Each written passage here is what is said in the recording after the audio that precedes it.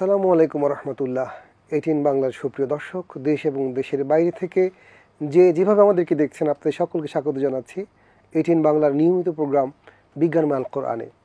সুপ্রিয় দর্শক, আমরা আমাদের অনুষ্ঠানে আল কোরআনের সে সকল আয়াত নিয়ে, সে সকল নির্দেশনা নিয়ে কথা বলি বিজ্ঞানের সে সকল বিষয় নিয়ে, যা নিয়ে কোরআন এবং বিজ্ঞান সমভাবে কথা বলেছে কিংবা আল কোরআনে কোনো না কোনোভাবে ইঙ্গিত রয়েছে। আজ আমরা কথা বলতে চাই মানবদেহের সবচেয়ে গুরুত্বপূর্ণ একটি অঙ্গ হার্ট নিয়ে। কথা বলবার জন্য আমাদের সাথে রয়েছেন জগন্নাথ বিশ্ববিদ্যালয়ের ইসলামিক স্টাডিজ বিভাগের সহযোগী অধ্যাপক তরুণ আলমদ্দিন ডক্টর মোহাম্মদ রেজাউল হোসাইন। আসসালামু আলাইকুম ওয়া রাহমাতুল্লাহি ওয়া বারাকাতুহু। ওয়ালাইকুম আসসালাম ওয়া রাহমাতুল্লাহি ওয়া বারাকাতুহু। সুপ্রিয় দর্শক, বিষয়টি যেহেতু হার্ট, সেজন্য আমরা আমন্ত্রণ জানিয়েছি একজন তরুণ হৃদরোগ বিশেষজ্ঞ, বাংলাদেশ মেডিকেল কলেজের সহকারী অধ্যাপক ডক্টর মোহাম্মদ মতুর রহমান। আসসালামু আলাইকুম ওয়া রাহমাতুল্লাহ। ওয়ালাইকুম আসসালাম ওয়া রাহমাতুল্লাহ। আপনাদের দুজনকেই মানবদেহের সবচেয়ে গুরুত্বপূর্ণ যে অঙ্গটির কথা আমরা বলছি হার্ট, যে আলোচনা তা নিয়ে কথা বলার জন্য আমন্ত্রণ জানাচ্ছি। সুপ্রিয় দর্শক, যেমন বলছিলাম, আল্লাহ রাব্বুল আলামিন আমাদেরকে যে চমৎকার একটি সুসামঞ্জস্যপূর্ণ দেহ দিয়েছেন, যার প্রত্যেকটি অঙ্গ প্রত্যঙ্গ আল্লাহ রাব্বুল আলামিন একদম পরিষ্কারভাবে সুনির্দিষ্ট পরিকল্পনার আলোকে ঠিক করে দিয়েছেন এবং কোনটা কী কাজ করবে তাও ঠিক করে দিয়েছেন। তারপরে হৃদয় নিয়ে আমাদের নানা ধরনের কথা রয়েছে। আমরা হৃদয়ে নাম লিখতে চাই, হৃদয়ে ব্যথা পাই, হৃদয়ে চিরিয়া মানুষকে দেখাতে চাই, এরকম হৃদয় নিয়ে আমাদের নানা রকমের সাহিত্যিক কাব্যিক কথাবার্তা রয়েছে।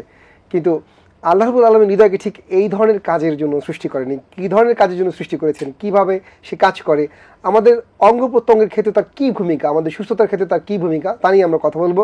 শুরুতে যেতে চাই হৃদরোগ বিশেষজ্ঞ ডক্টর মতুর রহমান, আপনার কাছে জানতে চাই, এই যে আমরা হৃদয় বা হার্ট নিয়ে কথা বলি, আসলে এই অঙ্গ প্রত্যঙ্গটা যেটা আমাদের শরীরে রয়েছে, অবস্থান কোথায়, কিভাবে কাজ করে, এর প্রতিক্রিয়া বা প্রভাবটা কি আমাদের দর্শকদের জন্য যদি একটু শেয়ার করতেন বিষয়টা। হৃৎপিণ্ড হচ্ছে মানুষের একটা অত্যন্ত গুরুত্বপূর্ণ অঙ্গ এবং এই অঙ্গটাই শরীরের সব কিছু নিয়ন্ত্রণ করে। এই জন্য বলা হয় মাস্টার অর্গান, সেন্ট্রাল অর্গান অথবা মাদার অফ অল অর্গান, আমাদের রাজ্যের রাজধানী। হ্যাঁ, এবং সব অঙ্গের রাজধানী হচ্ছে এই হৃৎপিণ্ড। হৃৎপিণ্ডটা আপনারা দেখেছেন বিভিন্ন, যেমন আমরা যখন গরু ছাগল জবাই করি তখন কিন্তু হৃৎপিণ্ডটা দেখা যায়। ঠিক তেমনই অনেকে হয়তো মানুষের হৃৎপিণ্ডও আপনারা দেখে থাকেন।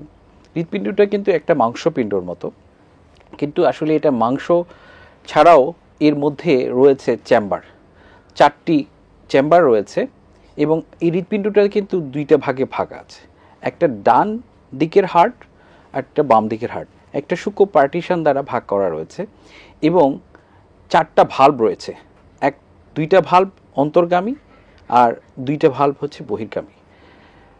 এই ডান পাশের হার্টটা যেটা করে, শরীরের সমগ্র অংশ থেকে ব্লাড নিয়ে এসে অপরিশুদ্ধ রক্ত সেটাকে ফুসফুসে পাঠিয়ে দেয় এবং সেখানে অক্সিজেন নিয়ে কার্বন ডাইঅক্সাইড বের করে দেয় এবং এই ব্লাডটা আবার ফিরে বাম হার্টে চলে আসে এবং বাম হার্ট থেকে হার্ট সংকোচন এবং প্রসারণের মাধ্যমে আবার সমগ্র শরীরে পৌঁছায় দেয় এবং সমস্ত অর্গানকে পৌঁছায় দেয়। এবং এভাবেই হার্ট যেটা করে, শরীরের বিভিন্ন অঙ্গে যেরকম অক্সিজেন পৌঁছায় দেয়, ঠিক তেমনই আমরা যে খাবার খাই, অন্ত্র থেকে পুষ্টি এবং খাবার, বিশেষ করে যেমন glucose, fructose, fatty acid, amino acid, এগুলো নিয়ে শরীরের সমস্ত অঙ্গে পৌঁছায় দেয়, রক্তের সাথে পৌঁছে দেয়, রক্তের মাধ্যমে সমস্ত শরীরে পৌঁছায় দেয় এবং সেই পুষ্টিগুলো এগুলো শরীরের বিভিন্ন অঙ্গ গ্রহণ করে এনার্জি তৈরি করে এবং তারা সচল থাকে এবং অ্যাক্টিভিটি বা কার্যক্রম চালিয়ে যায়। হার্টের শুধু চেম্বার না, হার্টের একটা মাংসপেশি বা মাংস লেয়ার রয়েছে, এর সাথে বাইরের একটা আবরণও রয়েছে।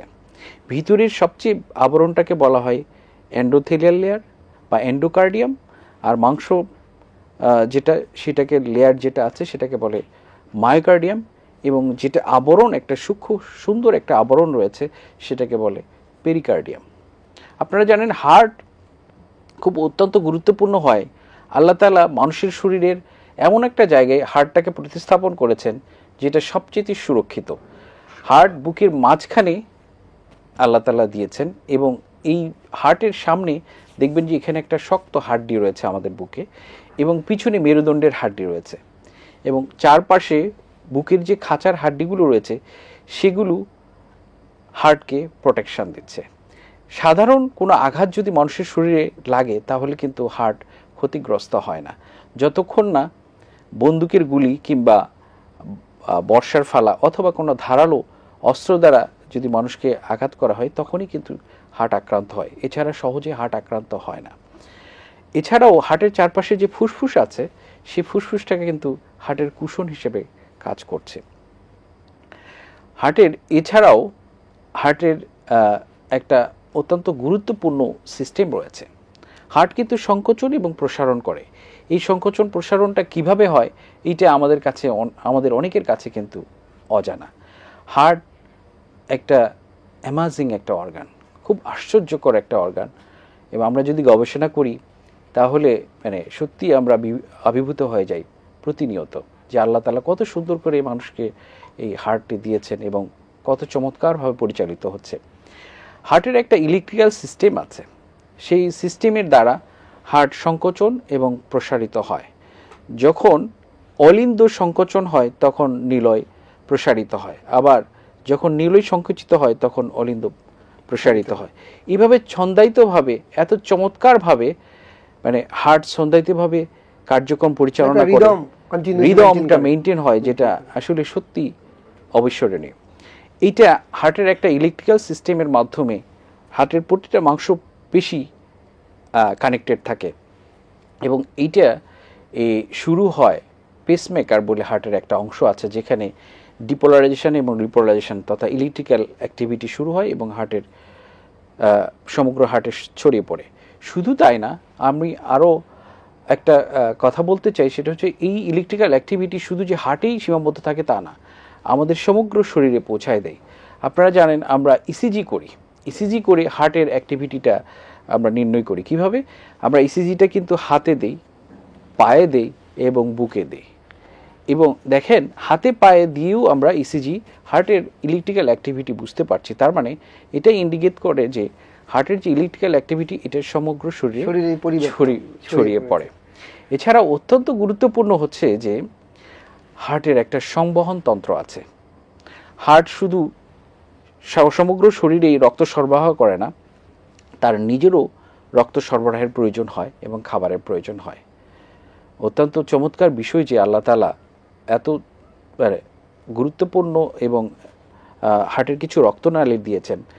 সচরাচর 2টা রক্তনালী থাকে এবং এটা বিভাজিত হয় অনেকগুলো ব্রাঞ্চ হয়ে 3টা মেজর ব্রাঞ্চ হয়ে যায় এবং হার্টের পুরো অংশকে সাপ্লাই দিয়ে থাকে।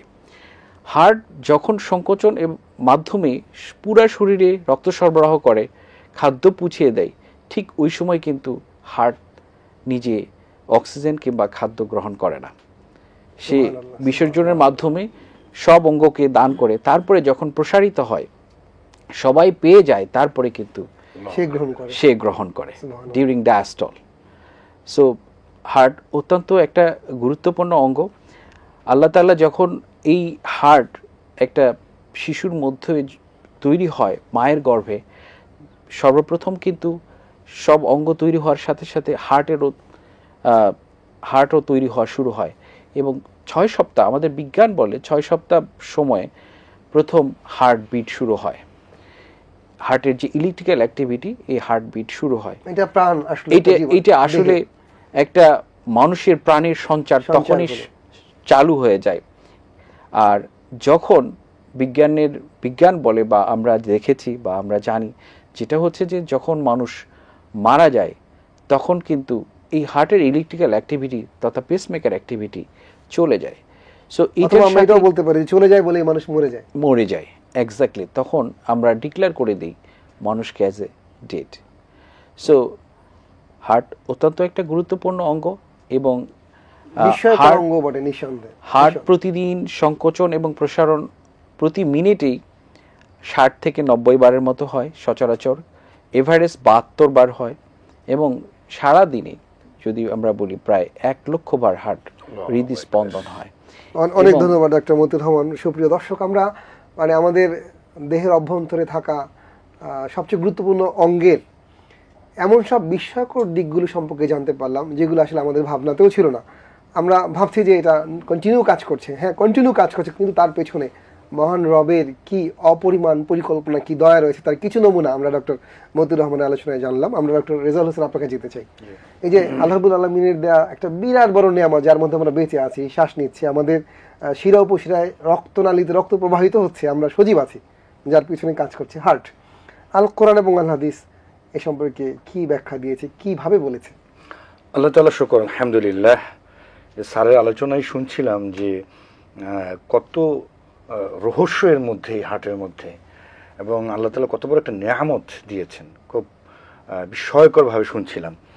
এবং এর মধ্যে যে একটা স্পিরিচুয়াল ব্যাপার আছে, সেটাও ডক্টর মতিউর রহমানের আলোচনায় আমরা শুনলাম এবং দেখলাম যে আসলে এই যে যেটা বলছিলেন যে হার্ট বিটটা শুরু হয়, আসলে সেটা তো আল্লাহ তাআলার নির্দেশ। হ্যাঁ, নাফাখতু ফীহি মির রূহি, এই যে আল্লাহ তাআলা ফুৎকার মেরে দিলেন, সেখান থেকেই তো শুরু হয়। এবং এই জন্যই এই হার্টকে আল্লাহ রাব্বুল আলামিন এতটা গুরুত্ব দিয়েছেন যে কোরআনে ১৩২টি স্থানে এই কল্প শব্দটি ব্যবহৃত হয় নানাভাবে, বিভিন্নভাবে, বিভিন্ন উপমা দিয়ে, বিভিন্ন ধরন দিয়ে, বিভিন্ন এক্সাম্পল দিয়ে আল্লাহ রাব্বুল আলামিন এই উম্মাকে, মানব গোষ্ঠীকে বোঝাতে চেয়েছেন। এবং কোরআন আল্লাহ সুবহানাহু ওয়া তাআলা সূরা জুমারে বলছেন ২২ নম্বর আয়াত, ফাওয়াইলুল লিল কাসিয়াতি কুলুবুহুম মিন যিকরিল্লাহ, যে যাদের অন্তর, এই কল্প আল্লাহর স্মরণের ব্যাপারে, জিকিরের ব্যাপারে যারা কঠিন, কাসিয়া কঠিন, তারা কারা? উলাইকা ফি দালালিম মুবিন, তারা কিন্তু গুমরাহিতে আছে। এর মানে হলো যে কল্পকে, এটাকে পরিশুদ্ধ থাকতে হবে। এই আপনি জানেন যে কোরআন যখন তেলাওয়াত হয়, ওয়াজিলাত কুলুবুহুম, তখন এই কল্প কি হয়? হৃদকম্পন শুরু হয় এবং সেটা প্রভাবিত হয়। এজন্য দেখুন, যারা স্কলার ইবনে তাইমিয়া রাহিমাহুল্লাহ তিনি বলেছেন এই জন্য কল্প হলো সব কিছুর মূল। এমনকি তাফসিরে মাজহারিতে আল্লামা সানাউল্লাহ পানিপতি রাহিমাহুল্লাহ তিনি এটা বলেছেন চমৎকারভাবে, কল্প এমন একটি বিষয় যা বোধ এবং জ্ঞান অর্থে ব্যবহৃত হয়। হ্যাঁ, অর্থাৎ এই যে কোরআনে বিভিন্ন জায়গাতে আপনি দেখবেন, যেমন আমি আপনাকে কোরআনে একটি আয়াত এখানে বলতে চাই, যেখানে আল্লাহ রাব্বুল আলামিন সূরা হাজের ৪৬ নম্বর আয়াতে বলেছেন, আফালাম ইয়াসিরু ফিল আরদ, তারা কি এই উদ্দেশ্যে পৃথিবী পরিভ্রমণ করে না, সফর করে না, যে ফাতাকুনা লাহুম কুলুবুন ইয়াকিলুনা বিহা, যে তাদের কল্প আছে যেটা দিয়ে তারা বোধগম্য হবে, বোধোদয় হবে। অর্থাৎ এই যে পৃথিবী ছড়িয়ে যাবে, তারা জ্ঞান অর্জন করবে, তাদের মধ্যে তাফাক্কুর তৈরি হবে, তাদের মধ্যে রিয়েলাইজেশন তৈরি হবে, বোধ তৈরি হবে। এইটার জন্য তার এই কল্প, যে কল্প কাজ করবে। দেখুন, এই জন্য এই কল্পকে আল্লামা ইবনে কাইয়ুম আল জাওজিয়া তিনি এটাকে অনেকগুলা ক্লাসিফিকেশন করেছে, অনেক ধরনের এই স্পিরিচুয়াল দিক থেকে। অর্থাৎ যেটা আমরা সবসময় বলে থাকি যে কলবের পরিশুদ্ধতা, তাজকিয়া, এটা যদিও স্যার এটা অ্যাজ অ্যান অর্গান হিসেবে মেডিকেল সায়েন্সের ব্যাখ্যা দিবেন, কিন্তু সত্যিকার অর্থে এই অর্গানিক ফাংশন ছাড়াও এটার মধ্যে যে একটি স্পিরিচুয়াল ফাংশনই আছে, সেটা তো আমরা বুঝতেই পারি। এই যে আপনিও বলছিলেন যে এই হৃদয়ের কারণে, হার্টের কারণে আমরা অশ্রুপাত করি, হাসি, মনের আবেগায়িত হই। এই যে আমাদের জীবনে নানান এই যে ঘটনাগুলো ঘটে মনের বিভিন্ন পর্যায়ে ফ্ল্যাকচুয়েশনের উপরে, তো এই জন্য এই কলবের যে পরিশুদ্ধতার ব্যাপারে আল্লাহ রাব্বুল আলামিন আমাদেরকে দৃষ্টি আকর্ষণ করেন। পরিশুদ্ধতার পাশাপাশি আমরা বলতে পারি সুস্থতাও। ডাক্তার যেহেতু এখানে আছেন, হ্যাঁ অবশ্যই এটা দুই দিক থেকে এজ অ্যান অর্গান হিসেবে, এবং সেটা যে স্পিরিচুয়াল দিক আছে সেই দিকেও আল্লাহ বলেন ওইটাকে অ্যাড্রেস করে। কারণ কল্পটা যদি সুস্থ থাকে, এই যে ডক্টররাও বলে থাকেন যে যখন মানুষ প্রফুল্ল থাকে, উৎফুল্ল থাকে, তখন কিন্তু মনের একটা অবস্থা তৈরি হয়। আর মানুষ যখন বিষণ্ণ, হতাশ হয়ে পড়ে, তখন শরীরেও সেটার একটা ইম্প্যাক্ট পড়ে। সুতরাং আপনি ঠিকই বলেছেন, এই এজ অ্যান অর্গান হিসেবে সুস্থতা স্পিরিচুয়ালি সে সুস্থতার সাথে কিন্তু রিলেটেড। যেই জন্য আল্লাহ রাব্বুল আলামিন কোরআনে এই কলবে সেলিমের কথা বলেছেন। সুবহানাল্লাহ। আল্লাহ রাব্বুল আলামিন সূরা শুআরার ৮৮ নম্বর আয়াতে বলেছেন, ইয়াউমা লা ইয়ানফাউ মাল, আল্লাহ রাব্বুল আলামিন বলেছেন কিয়ামতের দিন কোনো অর্থ সম্পদ উপকার আসবে না, ওয়ালা বানুন, সন্তান সন্ততি, তবে ইল্লা মান আতাল্লাহ বিকলবিন সালিম। আল্লাহু আকবার। আল্লাহ বলছেন যে একমাত্র যে কলবে সেলিম সেটাই শুধুমাত্র মানে উপকার। এই কলবে সেলিমটা কি? যেটা হচ্ছে আধ্যাত্মিক থেকেও যেটা পরিশুদ্ধ এবং একজন অর্গান হিসেবেও যেটা পরিশুদ্ধ। তো সেই জন্য এই কলবে সেলিমের কথা আল্লাহ রাব্বুল অ্যাড্রেস করেছেন। কিয়ামত দিন সেটাই আল্লাহর কাছে গুরুত্বপূর্ণ হবে। এবং কলবে মাইয়াতের কথা বলা হয়েছে, মৃত কলব, সেটা কি? সেটার ব্যাপারে কোরআন আল্লাহ তাআলা বলেছেন সূরা আরাফের 179তম আয়াতে আল্লাহ বলছেন, এই আয়াতটি আমরা অনেকেই জানি যে ওয়ালাকাদ যারানা লিজাহান্নামা কাসীরাম মিনাল জিন্নি ওয়াল ইনস লাহুম কুলুবুন লা ইয়াফকাহুনা বিহা, যে তাদের অন্তর আছে কিন্তু সেটা দিয়ে তারা বোধ তারা তৈরি করতে পারে না, তাদের মধ্যে সে বোধোদয় হয় না, তাদের মধ্যে সে অনুভূতি আসে না, অথচ তাদের মধ্যে সে কলব আছে। তারা কারা? তারা এমন মানুষ যে মানুষ উলাইকা কাল আনআম, এই কলব যখন মৃত হয়ে যায়, কলব যখন আর কাজ করে না, কলব যখন তার যে আধ্যাত্মিক দিক যখন নষ্ট হয়ে যায়, অপরিশুদ্ধ হয়ে যায়, আল্লাহ রাব্বুল আলামিন বলছেন কাল আনআম, এই মানুষগুলোর মানুষ থাকে না, এটা চতুষ্পদ জানোয়ারের মতো হয়ে যায়, বালহুম আদল, তার চেয়ে নিচে চলে যায়। এই জন্য আমরা বলে থাকি মানুষ হয়ে যায় তখন পশুর চাইতেও হিংস্র এবং নিকৃষ্ট, যখন মানুষের অপরিশুদ্ধ কল্প হয়ে যায়, কল্প যখন অপরিশুদ্ধ হয়ে যাবে। এবং দেখুন অসুস্থ হয়ে যায়, কলবে সাকিম বলা হয়। এই জাউজিয়া রাহিমাহুল্লাহ বলছেন কলব কিন্তু সাকিম হয়ে যায়, অসুস্থ হয়ে যায়। এবং সেটার জন্য কি কারণে হয়? সেটা হচ্ছে নিফাকি থেকে, কপটতা থেকে, মানুষকে ক্ষতি করা থেকে, মানুষের সাথে মানুষের অন্যায়ভাবে তার সম্পদ গ্রাস করা, এই যে অন্যায়, পাপ, পঙ্কিলতা, গুনাহ, কপটতা, নিফাকি, এ থেকে কি হয়ে যায়? কলবে সাকিম হয়ে যায়। এবং কোরআন আল্লাহ তাআলা বলেছেন সূরা বাকারা 10 নম্বর আয়াতে ফি কুলুবিহিম মারাদ, এই তাদের অন্তরে কি আছে? ব্যাধি আছে। ফাযাদাহুমুল্লাহুল মারাদ, আল্লাহ রাব্বুল আলামিন এই অন্তরের এই ব্যাধিকে আরো বাড়িয়ে দেন, কারণ তাদের মধ্যে আছে কি? অন্তরে নিফাকি আছে, কপটতা আছে। তাহলে এইভাবে করে বিনম্র অন্তরের কথাও জাউজিয়া রাহিমাহুল্লাহ বলেছেন, যে অন্তরের মধ্যে বিনয় চলে আসে, আল্লাহর ভয় চলে আসে। কোরআনও সেটার দলিল হচ্ছে সূরা হাজের 54 নম্বর আয়াতে। সেখানে আল্লাহ তাআলা বলেছেন যে ফায়ুমিনু বিহি ফাতুখবিতা লাহু কুলুবহুম, যখন তাদের এই যে এই ঈমান আনে এবং আল্লাহর পক্ষ থেকে যে কালাম, যে সত্য এসেছে, সেই সত্যে যখন তাদের সামনে উপস্থাপিত হয়, তাহলে ফাতুখবিতা লাহু কুলুবহুম, তাদের অন্তরটা বিগলিত হয়ে যায়, বিনম্র হয়ে যায়। তাহলে এইভাবে করে কিন্তু জাউজিয়া রাহিমাহুল্লাহ এই কলবের এই স্পিরিচুয়াল ব্যাপারগুলোও তারা এনেছেন এবং কলবের এই প্রকারগুলো আরো প্রকার বলেছেন, এবং যেটার সাথে একজন অর্গান হিসেবেও কিন্তু সম্পর্ক আছে। অনেক ধন্যবাদ ডক্টর রেজা। তাহলে আমরা মানে আল কোরআনে দ্বিবিধভাবে জানি যে কল্প যেমন একটা অর্গান, তেমন আবার বোধের নামক কল্প। আপনি বলছিলেন যে আল্লাহ বলছেন যে ব্যাধি তাদের অন্তরে আক্রান্ত। আমরা ডক্টর মুদ্দুর অপেক্ষা যেতে চাই, আপনি তো এই নিয়েই কাজ করেন। আমরাও চাই যে আমাদের একটা বিশুদ্ধ হার্ট থাকুক, বিশুদ্ধ সুস্থ হার্ট থাকুক। তো আপনি একটু আমাদের অ্যাডভাইস করেন কি করলে বা কিভাবে করলে আমরা একটা বিশুদ্ধ হার্টের অধিকারী হতে পারি, একদম মেডিকেল সায়েন্স। পরে আবার আপনার কাছে আমরা কোরআন কিভাবে বলছি সেটা জানবার জন্য। জি, আলহামদুলিল্লাহ, আমরা অত্যন্ত চমৎকার কল্ব সম্পর্কে আলোচনা শুনলাম, এবং আসলে কল্বের সাথে কিন্তু হৃদযন্ত্রের খুব একটা সম্পর্ক রয়েছে, সাদৃশ্যতা রয়েছে, এবং অনেকেই কিন্তু এইটা একই বলে প্রকাশ করে থাকেন বা বলে থাকেন।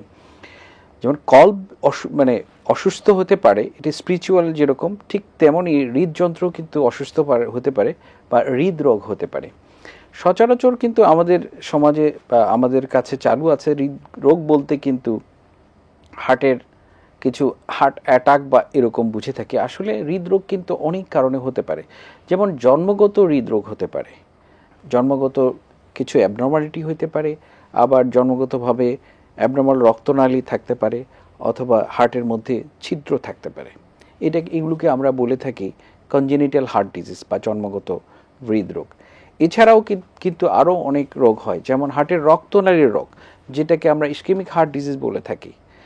আবার হতে পারে ইলেকট্রিক্যাল অ্যাক্টিভিটি, যেটা আমি বলেছি যে হার্টের মধ্যে একটা পেসমেকার আছে, সেই পেসমেকারটা হার্টের সংকোচন প্রসারণটা মেনটেন করার জন্য ইলেকট্রিক্যাল অ্যাক্টিভিটি করে থাকে, সেটার যদি ব্লক হয় সেখানেও কিন্তু হতে পারে। হার্টের মাংসপেশির রোগ হতে পারে, হার্টের যে ভাল্বগুলো আছে সে ভাল্বেরও রোগ হতে পারে, হার্টের যে আবরণ আছে সেটারও রোগ হতে পারে। সো হার্টের কিন্তু অসংখ্য রোগ হতে পারে, যেটাকে আমরা সামগ্রিকভাবে হৃদরোগ বলে থাকি। তবে হার্টকে সুস্থ রাখার জন্য আমরা প্রধানত যেটা ইসকেমিক হার্ট ডিজিজ বলে থাকি, সেটার জন্য যদি আমি সুস্থ রাখার জন্য কিছু আমি হয়তো কিছু নিয়মকানুন বা কিছু উপদেশ দিতে পারি, সেটা হচ্ছে যে হার্টকে সুস্থ রাখার জন্য প্রথমতই আমাদের যেটা দরকার সেটা হচ্ছে খাদ্যাভ্যাস। খাদ্যাভ্যাসে কিন্তু কিছু খাবার আমরা খাবো বেশি বেশি বা পর্যাপ্ত পরিমাণে, কিছু খাবার পরিহার করব, কিছু খাবার মেনটেন করব। যেমন ব্যালেন্স ডায়েট, এটা আমরা মেনটেন করব। খাবারের মধ্যে প্রচুর শাকসবজি, ফলমূল এটা রাখবো, ফাইবার জাতীয় খাবার আমরা বেশি খাবো। এরপরে যেগুলো কম খাবো, যেমন সল্ট, লবণ কম খাবো, সুগার জাতীয় খাবার কম খাবো, কারণ সুগারকে আমরা বলে থাকি হোয়াইট পয়জন। বেভারেজ, তারপরে যেগুলো আমরা কোল্ড ড্রিঙ্কস বলে আমরা খেয়ে থাকি, সেগুলো কিন্তু অত্যন্ত ক্ষতিকর। ফাস্টফুড, চর্বি জাতীয় খাবার, ফাস্টফুড, চর্বি জাতীয় খাবার আমরা অ্যাভয়েড করব। এরপরে আমরা যেটা করব না, ধূমপান একদম নিষেধ। রেগুলার এক্সারসাইজ, ব্যায়াম করা হার্টের জন্য অত্যন্ত উপকারী এবং হৃদরোগ হতে দেয় না কিংবা হৃদরোগ প্রিভেন্ট করে। যেমন বলা হয় সপ্তাহে অ্যাটলিস্ট 150 মিনিট আমরা রেগুলার যে পেসে হাঁটি তার চাইতে একটু জোরে জোরে হাঁটা, যাতে জন্য গাটা ঘাম দেয়, একটু হাঁপায় যাও, এরকমভাবে এক্সারসাইজ করা। কেউ যদি 7 দিন না পারে তাহলে অ্যাটলিস্ট 5 দিন, 30 মিনিট করে 5 দিন যদি হাঁটে তাহলে হবে। কেউ যদি তাতে অসমর্থ হয়, বিজ্ঞান বলে অ্যাটলিস্ট সপ্তাহে 3 দিন 50 মিনিট করে 150 মিনিট জোরে জোরে হাঁটা চলা কিংবা এক্সারসাইজ করবে। এরপরে আমরা বলবো যে বডি ওয়েট মেনটেন করা। আসলে একজন মানুষের ওয়েট কত হবে এটা কিন্তু বিএমআই দ্বারা কিন্তু নির্ধারিত করা হয়। বিএমআই, আইডিয়াল বিএমআই যদি আমরা বলে থাকি 18 থেকে 24 এর মধ্যে থাকলে ভালো, 25-এর উপরে গেলে তখন সেটাকে ওভারওয়েট বলা হয়। 18 নিচে নামলে তো সমস্যা। এই জন্য খাদ্যাভ্যাস মেনটেন করা, এক্সারসাইজ করা এবং আমরা যে মানসিক চাপ, আমাদের কিন্তু রেগুলার শারীরিক এবং মানসিক চাপ নিয়ে থাকি, এটা কিন্তু হার্টকে অসুস্থ করে দেয়। সো আমরা মানসিক চাপ মুক্ত থাকার চেষ্টা করব। এটা প্রেয়ারের মাধ্যমে হতে পারে, রিসাইটেশনের, কোরআন রিসাইটেশন, মেডিটেশন, বিভিন্ন টেকনিকের মাধ্যমে আমরা স্ট্রেস রিল্যাক্সেশন যেটা বলি এটা করে থাকবো। আর আমাদের ডায়াবেটিস, উচ্চ রক্তচাপ, উচ্চ কোলেস্টেরল এগুলো যেন নিয়ন্ত্রণে রাখি। সবচেয়ে বড় কথা হলো যে নিজেকে ভালোবাসতে হবে, নিজের হৃদয়ের যত্ন নিতে হবে। গত বছরের প্রতিপাদ্য বিষয় ছিল ওয়ার্ল্ড হার্ট ফেডারেশনের যে হৃদয়ের যত্নে হৃদয়বান হই। আমরা প্রত্যেকের হৃদয়কে ভালোবাসি এবং হৃদয়কে সুস্থ রাখার জন্য যত্নবান হই, নিজের প্রতি যত্নবান হই, তাহলে ইনশাআল্লাহ আমাদের হৃদয় সুস্থ থাকবে, ভালো থাকবে ইনশাআল্লাহ। অনেক ধন্যবাদ, চমৎকার পরামর্শ আমাদের জন্য ছিল। ডক্টর রেজা, আপনার কাছে আবার যেতে চাই। আমরা অনুষ্ঠান প্রায় শেষ পর্যায়ে, আমরা জানতে চাই যে হাদিসে এবং রাসূলুল্লাহ সাল্লাল্লাহু আলাইহি ওয়াসাল্লাম আলাদা করে বলেছেন যে হার্টের গুরুত্বের কথা, আপনার কাছে একটু জানতে চাই দর্শকদের জন্য। জি, আমি খুব সংক্ষেপেই বলছি। স্যার যেটা বললেন যে এটা অর্গান হিসাবে কিভাবে সুস্থ রাখতে হবে, কিন্তু এটা সেম ওয়ে আমরা যদি যেভাবে স্যার অ্যাডভাইস করলেন সেভাবে মেনটেন করলাম, কিন্তু পাশাপাশি আমার অন্তরের মধ্যে কারো সম্পর্কে খারাপ ধারণা করলাম, হিংসা করলাম, কেউ ক্ষতি করার চেষ্টা করলাম, এবং এই যে আমার অন্তরের মধ্যে কুচিন্তা, কুভাবনা, কাউকে খারাপ করার প্রবণতা, আমি হয়তো শারীরিকভাবে সুস্থতার জন্য প্রচেষ্টা চালাচ্ছি, কিন্তু ওই বিষয়গুলোও কিন্তু ওই নিফাকি, এই পাপ চিন্তা করা, পাপ ভাবা, এটাও কিন্তু এফেক্ট পড়বে শরীরের ক্ষেত্রে। সেই জন্য আমাদের শারীরিক দিক ছাড়াও আমাদেরকে মনটাকে সুন্দর রাখার জন্য, কল্পকে পরিশুদ্ধ রাখার জন্য আল্লাহর অ্যাডভাইস ফলো করতে হবে। আল্লাহ রাব্বুল আলামিন বলেছেন এই বিকলবি মুনিবের কথা, সূরা কাফের 33 নম্বর আয়াত আল্লাহ তাআলা বলেছেন। আমি হাদিসে আসবো, তার আগে আয়াতটি বলে নিতে চাই। আল্লাহ বলেছেন যে মান খাশিয়ার রহমান বিল গায়ব ওয়া জাআ বিকলবিন মুনিব। আল্লাহু আকবার। আল্লাহ বলছেন যে আল্লাহর ভয়, আল্লাহর ভয় মানে আল্লাহকে আমরা দেখি না, বিল গায়ব অদৃশ্য, অদৃশ্যের ভয়ে যে থাকবে, ভীত সন্ত্রস্ত থাকবে এবং আল্লাহর দিকে তাওয়াজ্জুহ থাকবে, সেই কলব হচ্ছে বিকলবি মুনিব, সেটাই হচ্ছে পরিশুদ্ধ কলব। এবং এই জন্য কী করতে হবে, আল্লাহর দিকে তাওয়াজ্জুহ হওয়া, অর্থাৎ পাপ পঙ্কিলতা থেকে মনকে একটা কেন্দ্রীভূত রাখা, যে না আমার এই মন খারাপের দিকে ধাবিত হবে, শয়তান আমাকে অস্বস্তা দিবে, কিন্তু সেদিকে না যেয়ে কলবকে কেন্দ্রীভূত রাখা। এবং হাদিসেও কিন্তু যেটা আপনি বলছেন আল্লাহ নবী সাল্লাল্লাহু আলাইহি ওয়াসাল্লাম একদম স্পষ্টভাবে কিন্তু এই কলবের কথা বলেছেন, আলা ওয়া ইন্না ফিল জাসাদি লা মুদগা, জেনে রাখো যে শরীরের অভ্যন্তরে স্যার যেটা বললেন যে একটি কি আছে, মুদগা, একটা মাংসপিণ্ড আছে, সেটা ইজা সালুহাত সালুহাল জাসাদু কুল্লু, যখন ওটি পরিশুদ্ধ থাকে, পরিশুদ্ধ মানে কি, স্যার যেটা বললেন সুস্থ থাকে, সেটাকে অর্গানিক মানে অর্গান হিসেবে সুস্থ রাখা, এট দ্য সেম টাইম ওটা পাপ পঙ্কিলতা মুক্ত রাখা, পরিশুদ্ধ রাখা, ভালো চিন্তা করা, কল্যাণকর চিন্তা করা, আল্লাহমুখী থাকা, এইভাবে যদি থাকে, এইটাই নবী সাল্লাল্লাহু আলাইহি ওয়াসাল্লাম বলেছেন ইজা সালুহাত সালুহাল জাসাদু কুল্লু, যখন এভাবে করে এটাকে মেনটেন করা হবে, এবং ও ইজা ফাসাদাত ফাসাদাল জাসাদু কুল্লু, যখন ওইটা পাপ পঙ্কিলতা পূর্ণ হয়ে যায়, অসুস্থ হয়ে যায় মানে কি, অর্থাৎ সে তার মধ্যে নিফাকে চলে আসে, তাকাব্বুর চলে আসে, অহংকার চলে আসে, মানুষের খারাপ চিন্তা চলে আসে, খারাপ করার প্রবণতা চলে আসে, তখন নবী সাল্লাল্লাহু আলাইহি ওয়াসাল্লাম বলেছেন যে তখন ওইটা পুরো শরীরটা খারাপ হয়ে যায়। যখন কলব যেহেতু মানে center of the whole body, রাজধানী বলা হয়, ওটা খারাপ হওয়া মানে পুরো শরীর খারাপ হয়ে যায়। তখন নবী সাল্লাল্লাহু আলাইহি ওয়াসাল্লাম বলছে সেটা কি জানো তোমরা? নবী বললেন সাল্লাল্লাহু আলাইহি ওয়াসাল্লাম আলা হিয়াল কলব, ওইটাই হচ্ছে কলব। এই জন্য আমাদের সবসময় দোয়াও করতে হবে আল্লাহর কাছে, ইয়া মুকাল্লিবাল কুলুব সাব্বিত, হে অন্তর্যামী, সাব্বিত কলবি আলা দীনিক, ইয়া মুসাররিফাল কুলুব সররিফ কুলুবানা আলা তাআতিক, আপনার আনুগত্যের দিকে, আল্লাহর দিকে আমার কলবকে সবসময় তাওয়াজ্জু যেন রাখতে পারে। অনেক ধন্যবাদ ডক্টর রেজা, ধন্যবাদ ডক্টর মতিউর রহমান, আপনারা চমৎকার একটা আলোচনা করেছেন। সুপ্রিয় দর্শক, আমরা আমাদের শরীরের সবচেয়ে গুরুত্বপূর্ণ অঙ্গ নিয়ে কথা বললাম, যে অঙ্গ আমাদেরকে সজীব রাখে, আমাদের দেহের অভ্যন্তরে যে শোণিত ধারা, যার মাধ্যমে আমাদের অক্সিজেন এবং সকল ধরনের পুষ্টি শরীরে সর্বত্র ছড়িয়ে পড়ে, সেই পুষ্টি ছড়ানোর ক্ষেত্রে, রক্তধারা প্রবাহিত করবার ক্ষেত্রে, আমাদের বাঁচিয়ে রাখবার ক্ষেত্রে যে অঙ্গটির সবচেয়ে বেশি ভূমিকা, সেটা ছিল হার্ট। এবং জানলাম যে আমরা যখন সুস্থ আছি সেই সময় আমরা প্রতিদিন যদি 150 মিনিট হাঁটি, একটা সপ্তাহে আমরা সুস্থ থাকতে পারি। আমাদের একটা প্রবলেম হয়, আমরা ডায়াবেটিস হয়ে গেলে প্রতিদিন 2 ঘন্টা হাঁটতে আমাদের অসুবিধা হয় না, কিন্তু সুস্থ থাকা অবস্থায় আমাদেরকে মাথায় পিস্তল ঠেকেও হাঁটতে নেওয়া যায় না। তো আমরা যারা এই অনুষ্ঠান দেখছি, আমাদের ডাক্তারের কথা শুনেছেন, আমাদের শায়েখের কথা শুনেছেন, আমরা আশা করছি যে আমরা অন্তত এইটুকু সচেতন হব, আমরা যেন মনস্তাত্ত্বিকভাবে আমাদের কলবকে সুস্থ রাখার চেষ্টা করি, আবার শারীরিকভাবেও আমাদের হার্ট, আমাদের হৃদয়, আমাদের হৃৎপিণ্ড যেন সব ধরনের অসুখ বিসুখ থেকে সুস্থ থাকে, সেই চেষ্টা যদি আমরা করি, তাহলে আমাদের এই আয়োজন সার্থক হবে। আল্লাহ রাব্বুল আলামিন আমাদের সবাইকে সুস্থ থেকে তার দ্বীনি কাজে আঞ্জাম দেওয়ার তৌফিক দান করুক। শেষ করছি এই আবেদন নিয়ে। ওয়াসসালামু আলাইকুম ওয়া রাহমাতুল্লাহি ওয়া বারাকাতুহু।